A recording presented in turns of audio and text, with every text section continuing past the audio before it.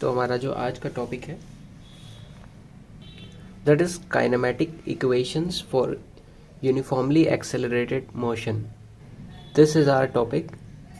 इसमें हम जो इक्वेशंस देखेंगे वो हमारी यूनिफॉर्मली एक्सेलरेटेड मोशन के लिए होंगी, बट हम लेटर ऑन कुछ इक्वेशंस देखेंगे जो हमारी वेरिएबल एक्सेलरेशन पे होंगी। मीन्स वहाँ पे जो हमारा एक्सेलरेशन होगा वो नॉन यूनिफॉर्म होगा, तो वो हम लास्ट में देखेंगे। तब तक हम देखते हैं for accelerated motion, uniformly accelerated motion. तो जैसे हमारा वेलोसिटी टाइम ग्राफ दिया होता है, तो उसमें हमें एक्सेलरेशन अगर निकालना है तो हमें पता है कि change in velocity upon time interval हम ले लेते हैं। तो यूनिफॉर्मली एक्सेलरेटेड मोशन में हम रिलेशन देखेंगे initial velocity, final velocity, displacement, acceleration, time, इन सब का रिलेशन देखेंगे।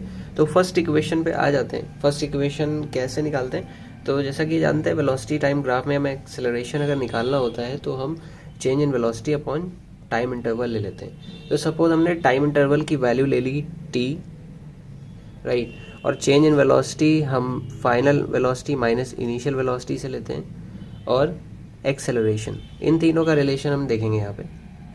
तो यहाँ से एक्सेलरेशन हमें पता है कि final velocity minus initial velocity upon time interval, जो कि टाइम इंटरवल हमने ले लिया है t। तो यहाँ से कुछ ऐसा हो जाएगा। तो यहाँ से हमारी फाइनल वेलोसिटी की वैल्यू आ जाएगी u प्लस ए टी, जो कि हमारी फर्स्ट इक्वेशन ऑफ मोशन है। अब हम इक्वेशन फर्स्ट को with the help of graph drive करेंगे ग्राफिकल मेथड से। तो सपोज कर लेते हैं ये हमारा वेलोसिटी टाइम ग्राफ है। तो सबसे पहले हम इस पॉइंट से एक्स एक्सिस और वाई एक्सिस के ऊपर एक परपेंडिकुलर डाल लेते हैं। तो इस तरीके से हमने परपेंडिकुलर डाल ली दोनों पे, A B C D E and this point is F. अब हमें पता है कि ऑब्जेक्ट जो है वो, जो उसका स्लोप है वो इस तरीके का है,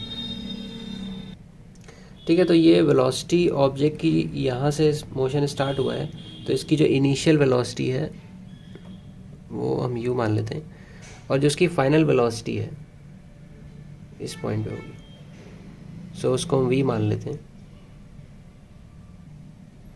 एंड ये हमारा टाइम हो जाएगा, टाइम इंटरवल। तो ऑब्जेक्ट की वेलोसिटी चेंज हुई है a से b जाने में। तो इस इनिशियल वेलोसिटी क्या थी पॉइंट a पे, तो वो ये जितनी भी वैल्यू है मैग्नीट्यूड है, ये इनिशियल वेलोसिटी हमारी हो गई, और फाइनल वेलोसिटी हमारी पॉइंट b जाने पर वो इतनी हो जाएगी। तो ये वेलोसिटी का इधर से शो हो रहा है कि कितनी वेलोसिटी होगी। तो इनिशियल इतनी वेलोसिटी होगी, फाइनल इतनी वेलोसिटी होगी। तो यहाँ से हम देख सकते हैं हमारा बी सी क्या हो जाएगा, B F plus F C. B C की वैल्यू हमें पता है कितनी होगी, v होगी। बी एफ की वैल्यू हम अभी निकालेंगे, और एफ सी की वैल्यू, एफ सी और ए डी दोनों ही इक्वल हैं, बिल्कुल पैरेलल हैं, सेम साइज़ के हैं, सेम हाइट। तो ए डी की वैल्यू क्या होगी, u होगी। तो यहाँ पे एफ सी को ए डी भी लिख सकते हैं, और ए डी की वैल्यू u है। तो यहाँ से बी एफ की वैल्यू हमें कैसे निकाल सकते हैं हमें पता है रिलेशन कि ये जो स्लोप आपको दिख रही है यही एक्सेलरेशन होता है, स्लोप की वैल्यू ही एक्सेलरेशन होती है। और हमें पता है कि tan थीटा, या फिर कह सकते हैं perpendicular upon base, means B F upon A F, यही हमारी स्लोप हो जाएगी, दैट इज ए। तो यहाँ से ए की वैल्यू क्या हो गई, B F upon A F. तो यहाँ से अगर हम देख लें ए एफ और डी सी दोनों ही बराबर हैं और दोनों ही टाइम इंटरवल हैं, तो यहाँ से हम ए एफ की वैल्यू लिख सकते हैं। तो ए क्या हो जाएगा, B F upon A F, that is T. तो यहाँ से बी एफ की वैल्यू क्या आ गई, ए टी। अब ये वैल्यू उठा के हम यहाँ पे पुट कर देंगे, तो v equals to A T plus U, या फिर इसको कह सकते हैं v equals to U plus A T. ये हमारी फर्स्ट इक्वेशन ड्राइव हो गई ग्राफ से। सेकेंड इक्वेशन पे चलते हैं। तो यहाँ से जो हमें रिलेशन मिला है वो final velocity, initial velocity, acceleration और टाइम का रिलेशन मिला है। अब एक हम चलते हैं सेकेंड इक्वेशन को ड्राइव करने पर। उससे पहले देखते हैं कि हमें पता है कि जो वेलोसिटी टाइम ग्राफ होता है उसकी जो स्लोप होती है उसके अंडर जो एरिया आता है वो हमारा एरिया डिस्प्लेसमेंट, उस एरिया जो होता है जो भी उसकी वैल्यू आती है वही हमारा डिस्प्लेसमेंट होता है। जैसे सपोज ये हमारा ग्राफ है, वेलोसिटी टाइम ग्राफ है, तो इसके अंदर का जो एरिया होगा ये पूरा, ये हमारा डिस्प्लेसमेंट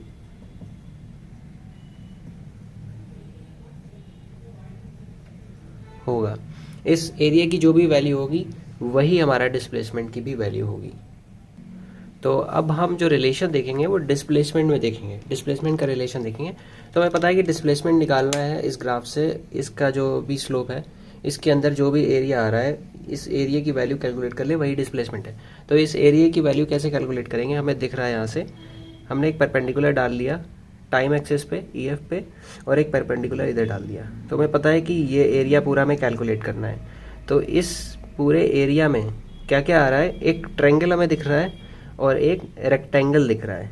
तो हम इन दोनों का एरिया निकाल के ऐड कर देंगे, वही हमारा जो भी एरिया आएगा, टोटल एरिया आ जाएगा, वही डिस्प्लेसमेंट होगा। तो चलिए करते हैं। तो सबसे पहले हम ट्रायंगल ले लेते हैं। तो एरिया ऑफ ट्रायंगल CBD ले लेते हैं।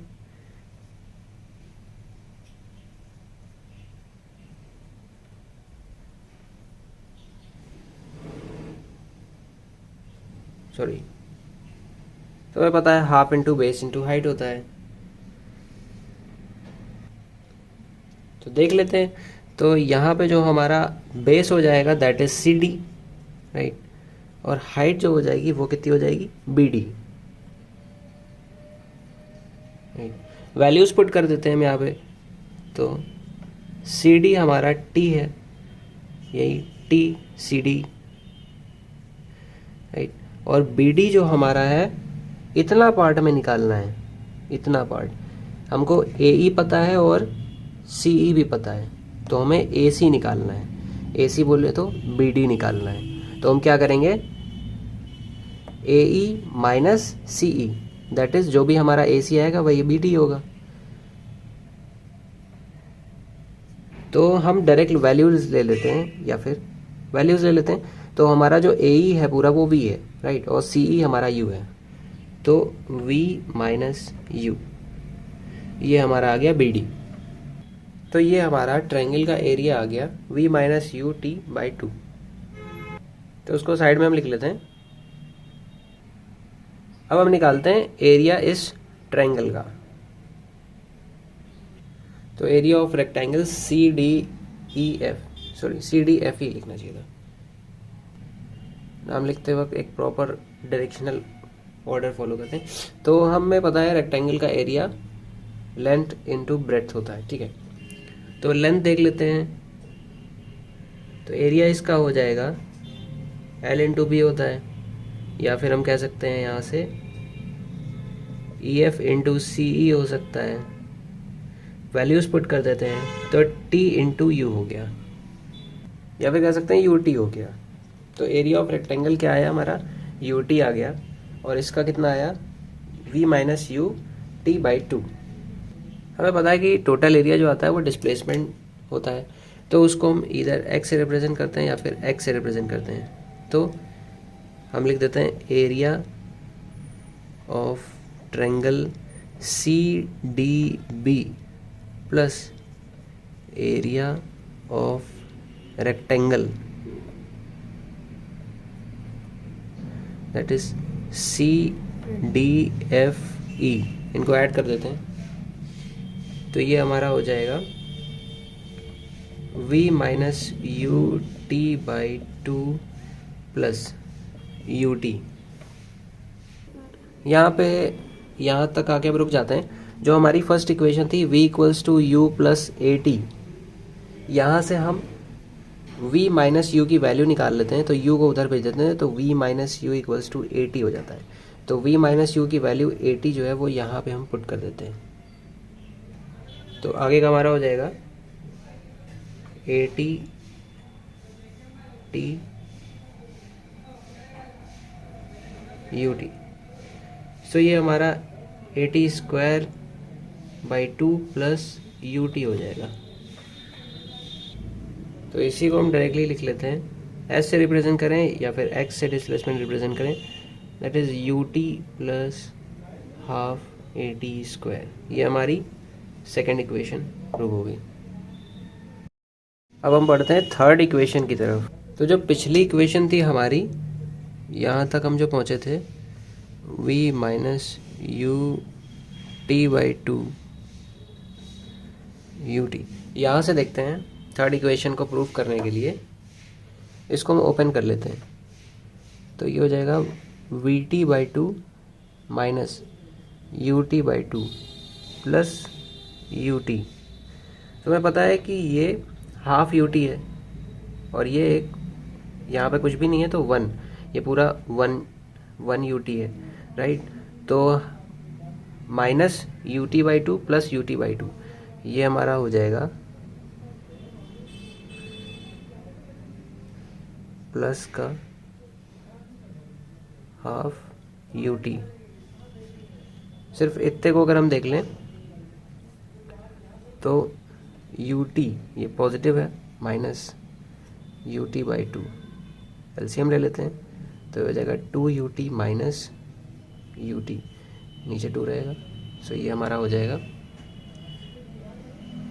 यू टी बाई 2, वो पॉजिटिव है, that is why it is positive. तो जब हमने इसको ओपन किया तो क्या बन गया, डायरेक्टली इसको लिख लेते हैं। तो ये कुछ इस तरीके का बन गया, कॉमन ले लेते हैं, तो v plus U T common आ जाएगा बाई 2, दोनों 2 है, that is why LCM same होगा, ऊपर वाला डायरेक्टली ऐड हो जाएगा, t कॉमन आ जाएगा। अब यहाँ से हमें क्या करना है, ये जो हमारा t आया है इसकी वैल्यू हम निकाल लेंगे इक्वेशन फर्स्ट जो हमने प्रूव की थी उससे। तो इक्वेशन फर्स्ट थी हमारी v equals to U plus A T, तो यहाँ से t की वैल्यू निकालेंगे तो v माइनस यू हो जाएगा, u इधर जाएगा एंड फिर ए टी, देन यहाँ पे हम t को सेपरेट कर देंगे, तो जो t हमारा होगा v माइनस यू बाई ए हो जाएगा।